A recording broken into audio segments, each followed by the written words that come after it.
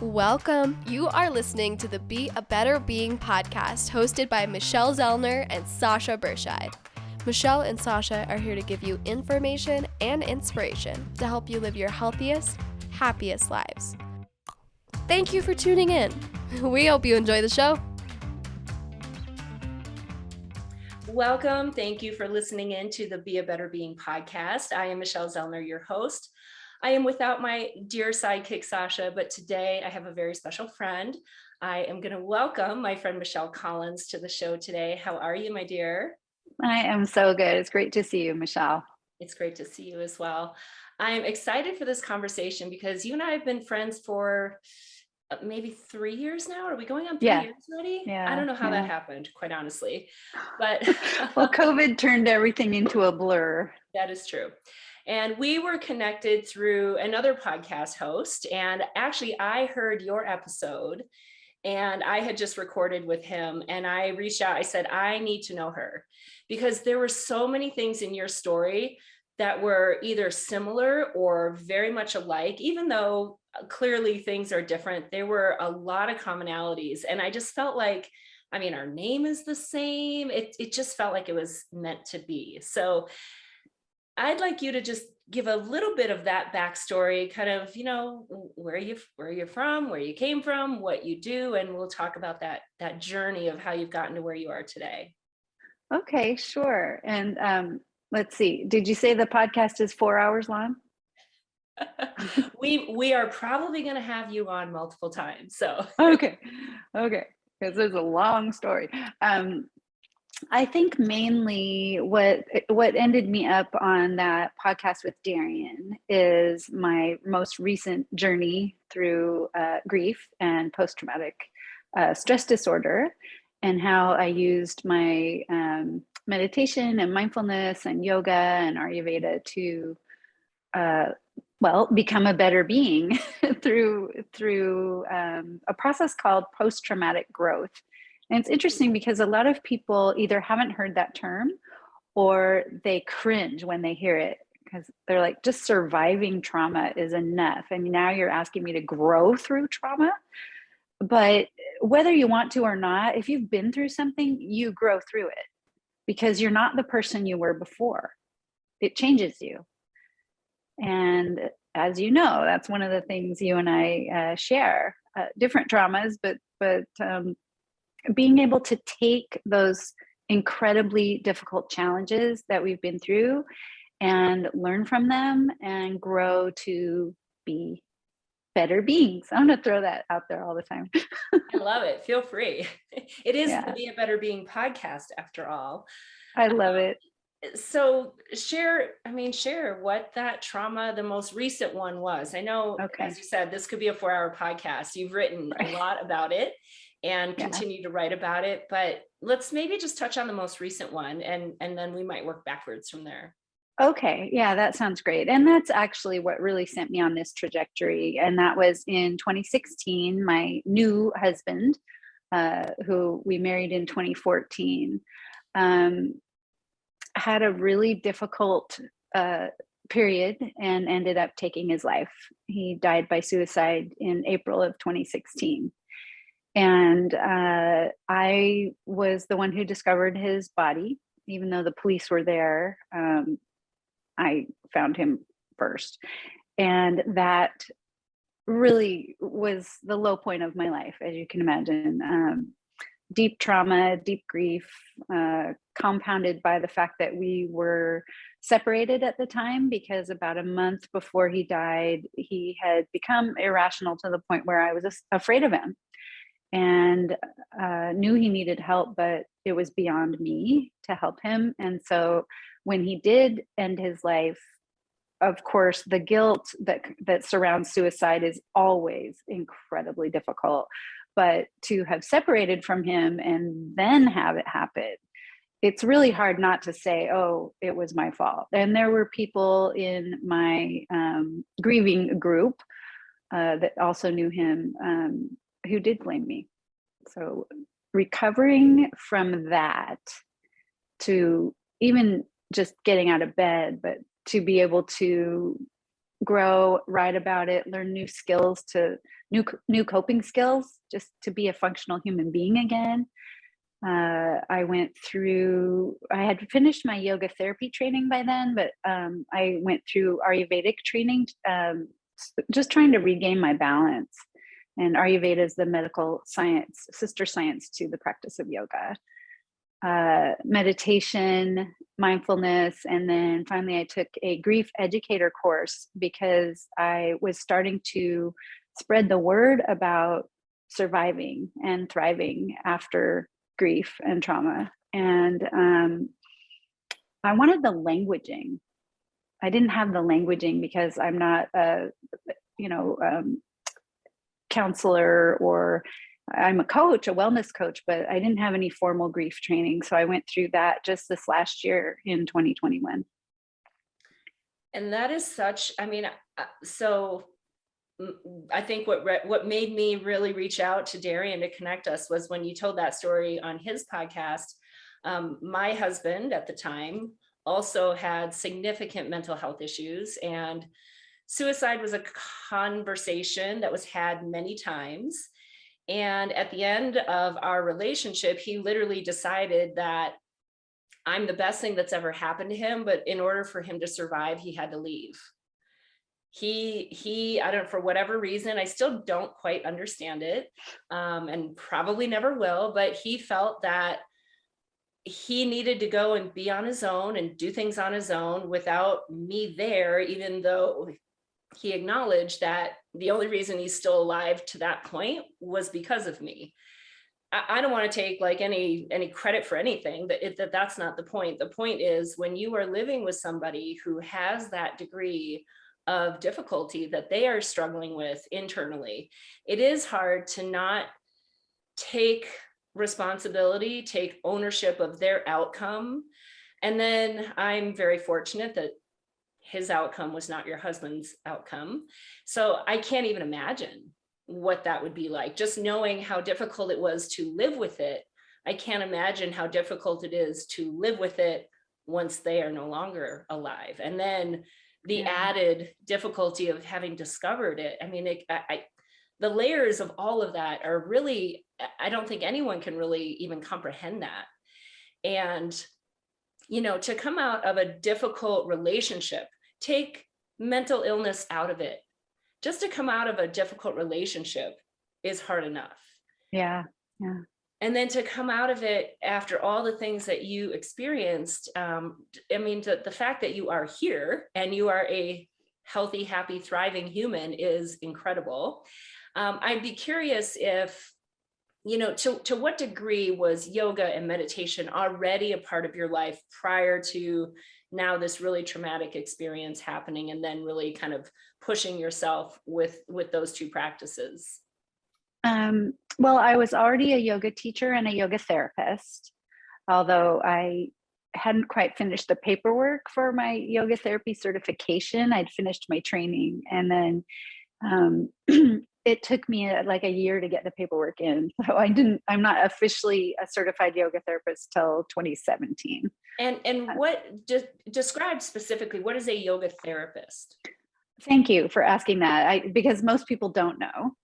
So yoga therapy is sort of a combination of physical therapy and yoga philosophy, yoga training. So there is some Ayurveda in there, which is lifestyle, get good sleep, eat healthy food, be in touch with nature, both your natural rhythms and physically in touch with nature.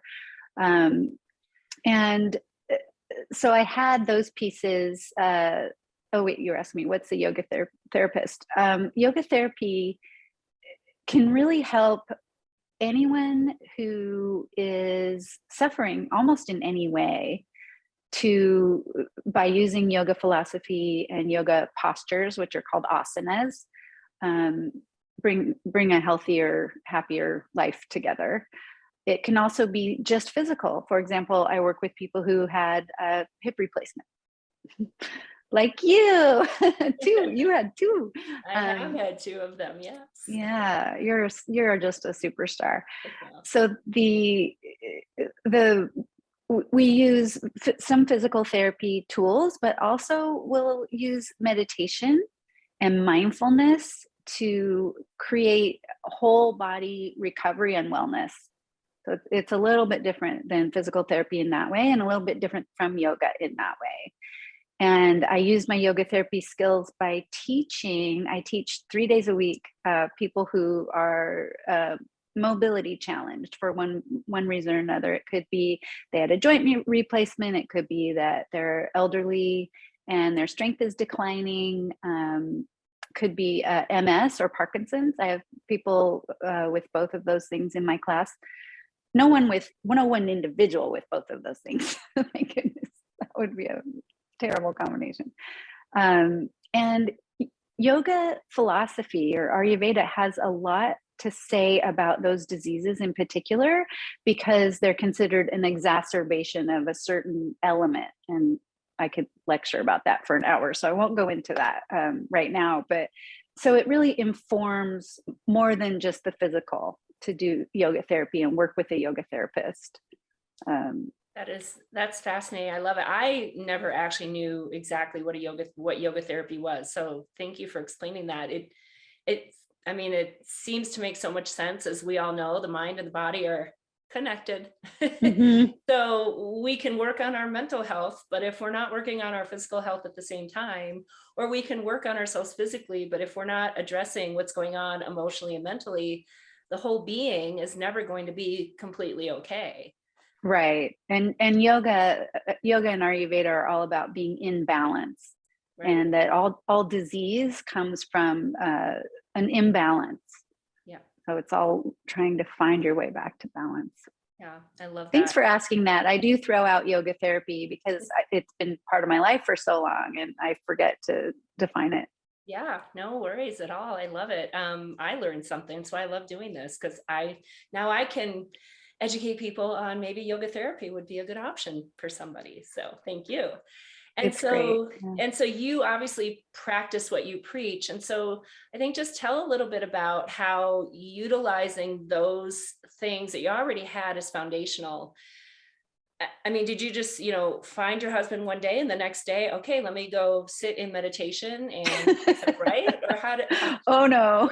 I needed to develop some new skills because that was high level trauma. And then after about, I think 6 months, the PTSD showed up. In case people don't really understand PTSD, it's at least the definition that I know. Now, keep in mind, I'm not a psychologist or anything, so I don't want to, take credit for that knowledge. But in my limited knowledge and my own experience, when you have an event like that in your life, there's a certain amount of time where you're in shock or acute grief or trauma.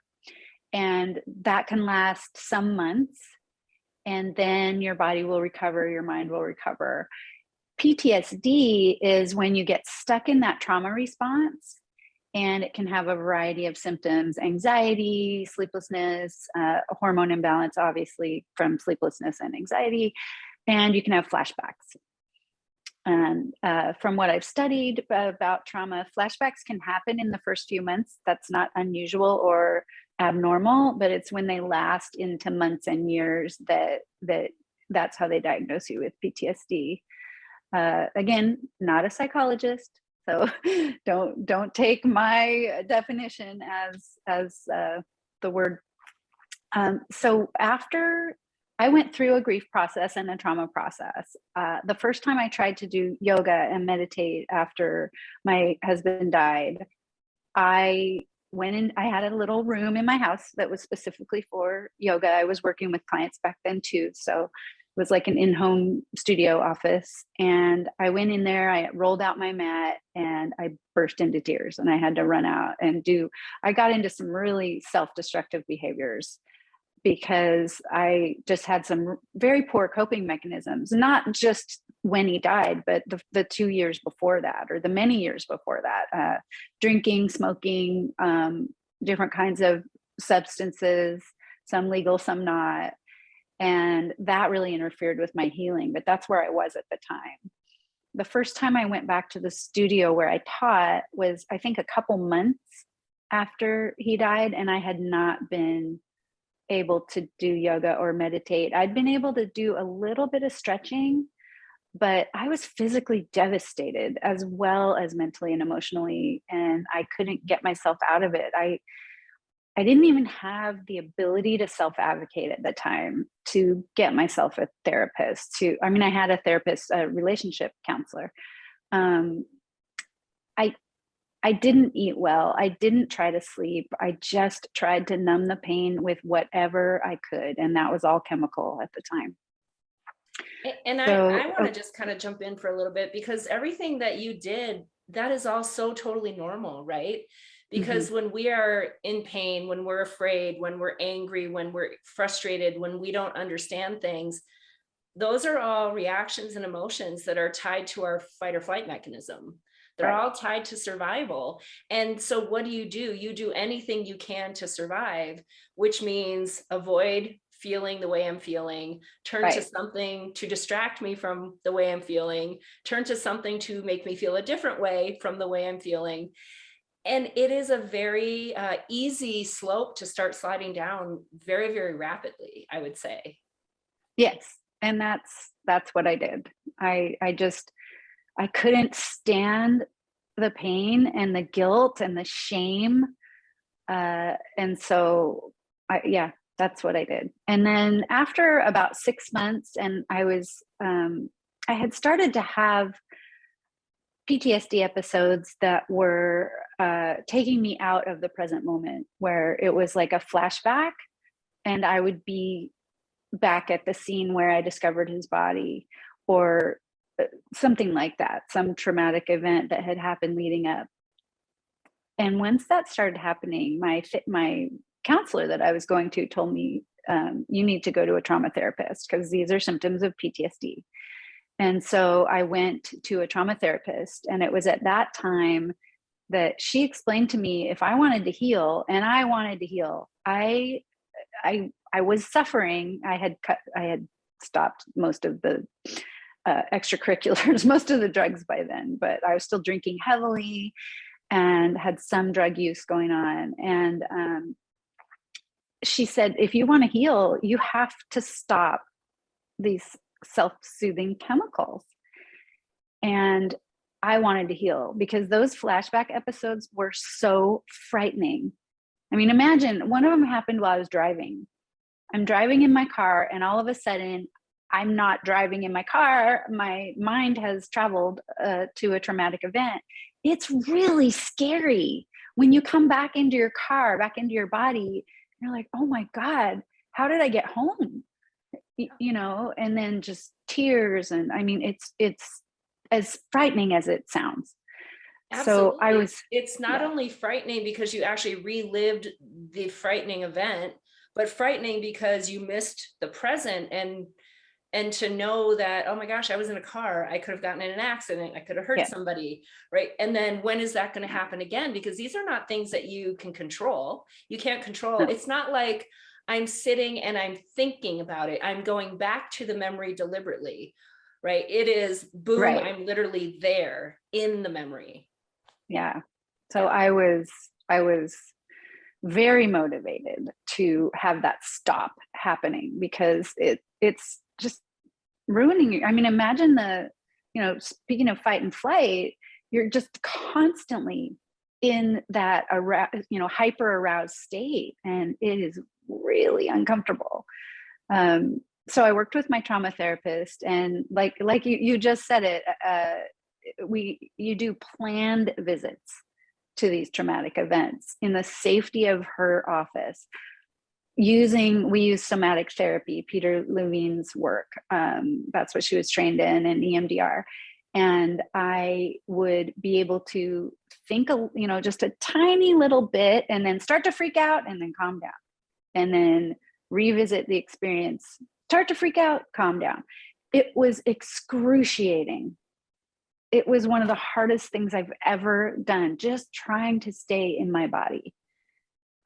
But eventually it worked. And around the time I started with her, maybe 2 or 3 months later after that, I started doing mantra meditation, which I'd never done before. I had done meditation with my yoga practice, but I never had a separate daily seated meditation from my physical practice, which, you meditate at the beginning and end of every yoga class.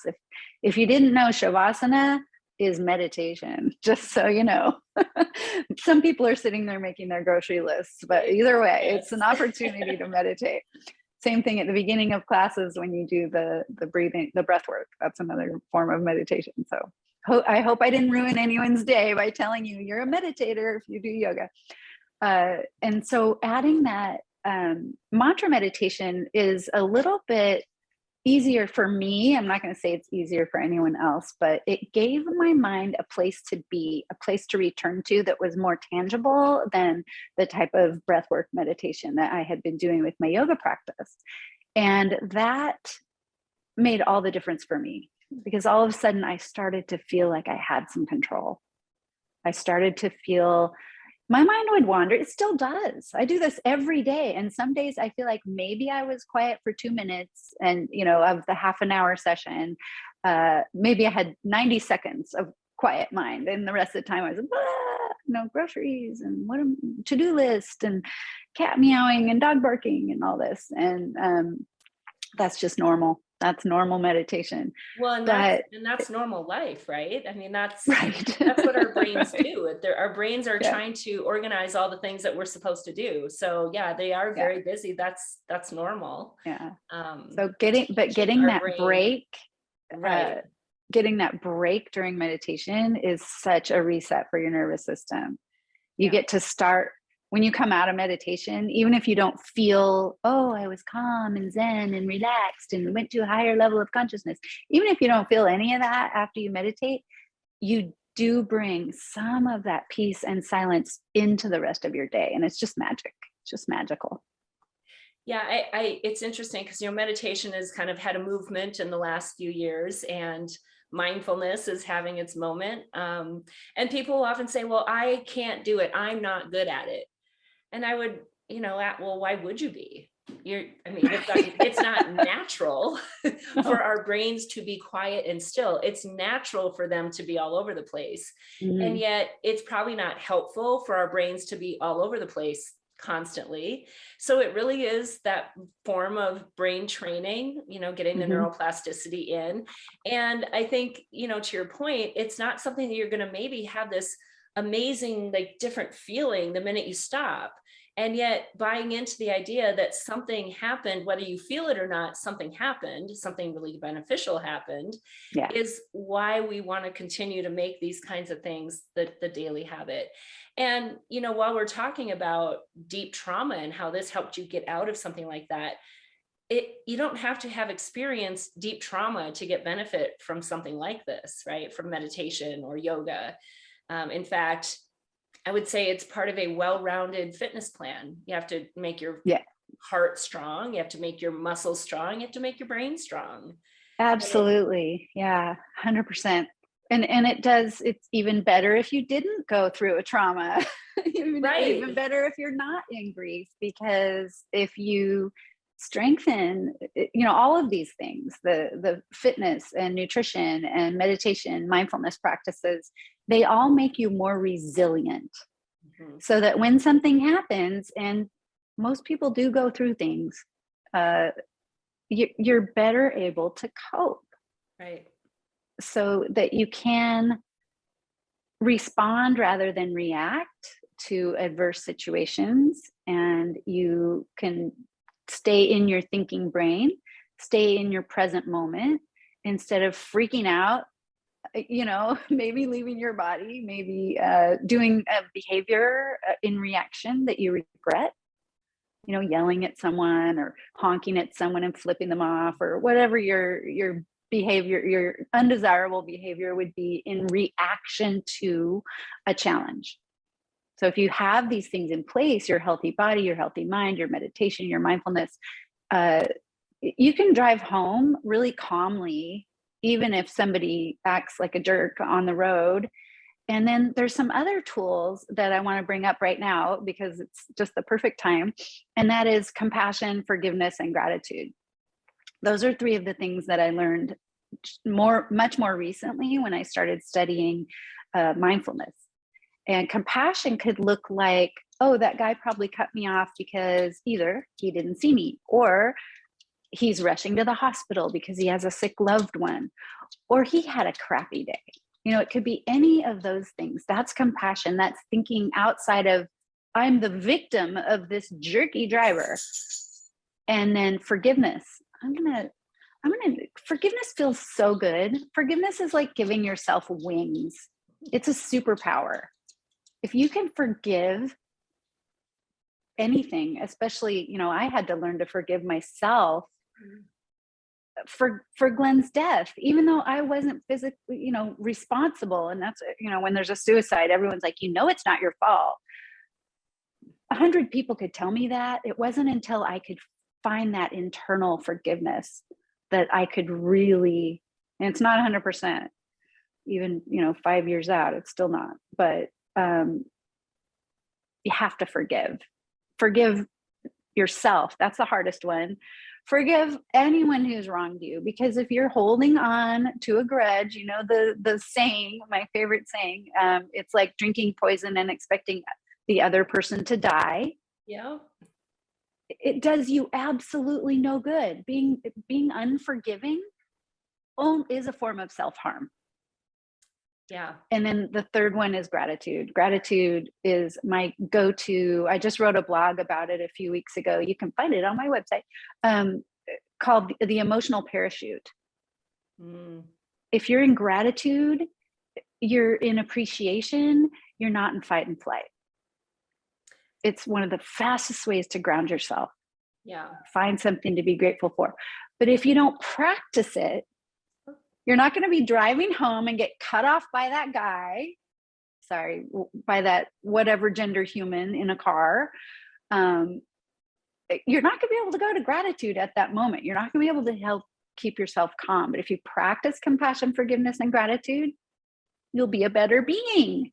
Well, and those are lessons I learned as well. And I think until you go through something like that, and then you choose to learn the lesson, because these are all choices, the natural reaction is fight or flight. That's normal because that's programmed into us. So it's natural for me to be mad at this person who cut me off and think that, they're a jerk. And then I get all bent out of shape about it, except it didn't change the fact that that person cut me off.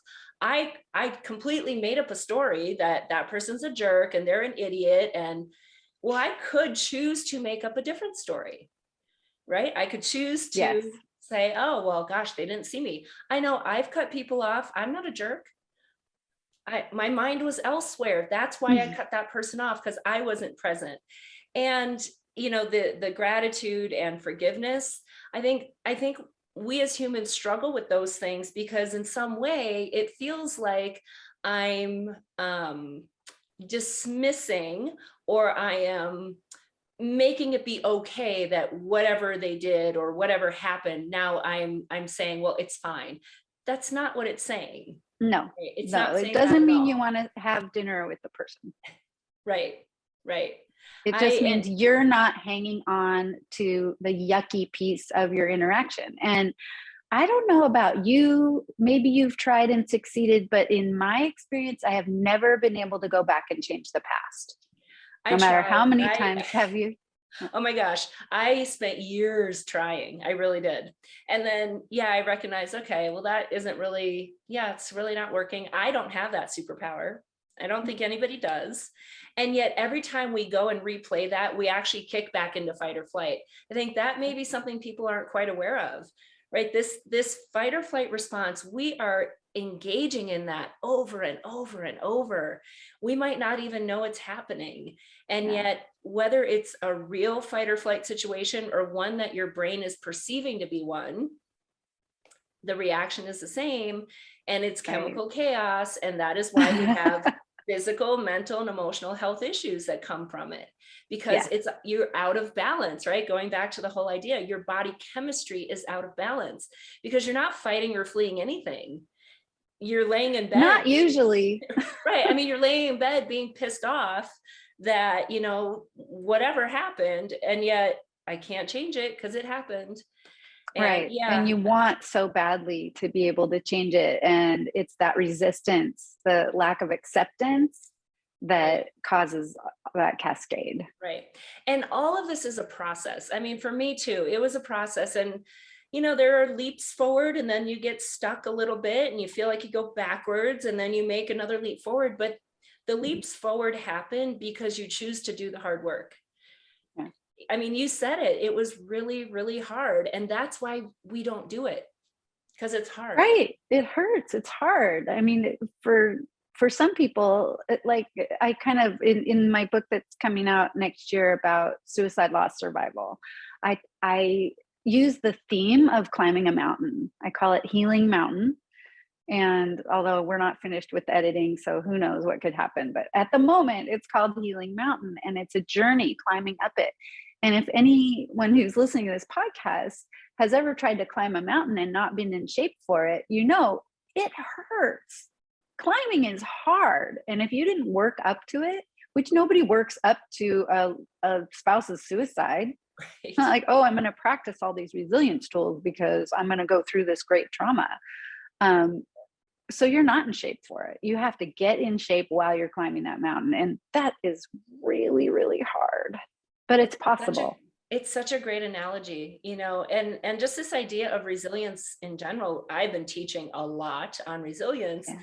And I will tell people the best way to be resilient is to be as strong physically, mentally, and emotionally as you possibly can be. Yeah. So that when life throws you challenges, because it will, Mm-hmm. you have the ability to handle the challenges and to come through it relatively unscathed. We're always Right. going to be changed. We're going to be damaged. We're going to be knocked down. We're going to be, you know, in some way depleted. But we don't want to get to the point where we're knocked down or depleted so much that I can't even get up, or it takes me Right.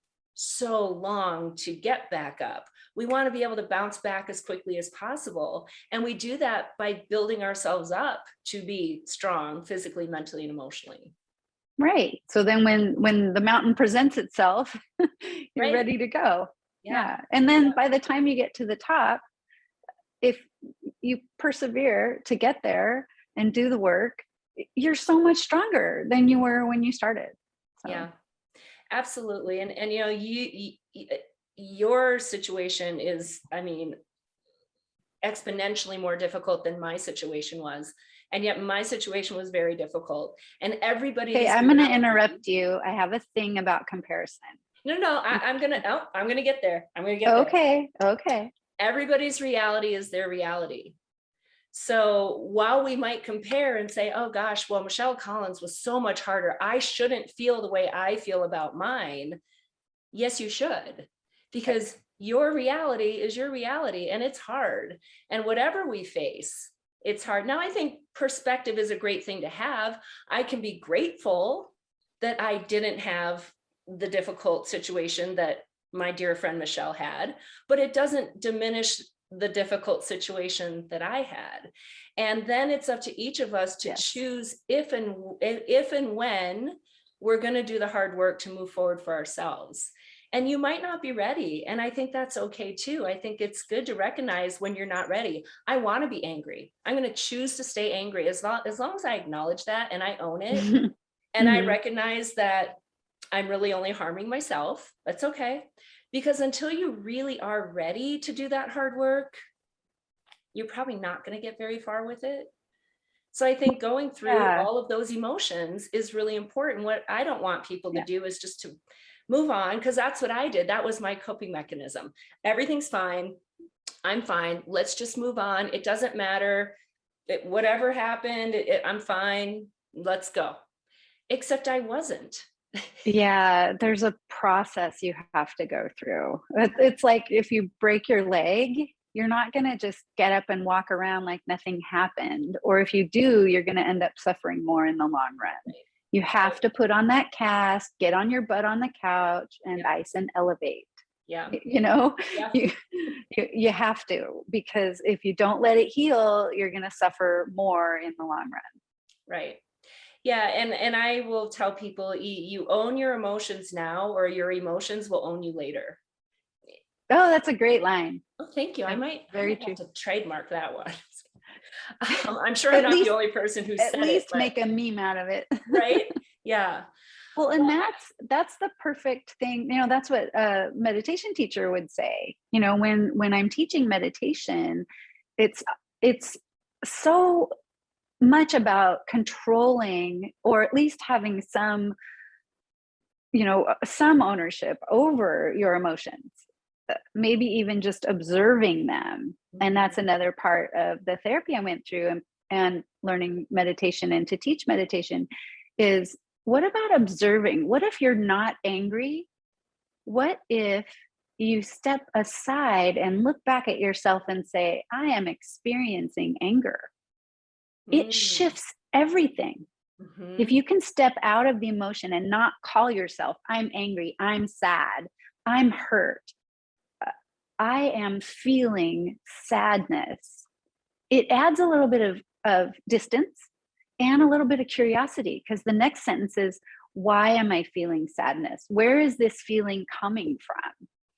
And even if you don't get an answer, you're still trying to identify it. And then you're not the feeling, you're experiencing the feeling. And like all experiences, it will be temporary.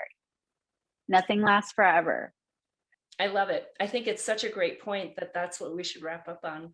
I know we could go forever, but I want to give these nuggets so that people really reflect on them and really absorb them and take them in. And anything that is resonating with you, right? Whether you've experienced trauma or just regular life challenges, these things are helpful. And so, Michelle, how can people get in touch with you if they want to learn more? The best way is to go to my website. You can learn all the offerings that I have. You can order my books, which are looming right behind me. And there's another one coming out January, and then June. So I've got filling my bookshelf. Inhabitjoy.com. So it's just those two words, .com, and you can send me a message from there if you want to work with me for yoga therapy, coaching, or come to one of my still Zoom yoga classes that I teach. Wonderful.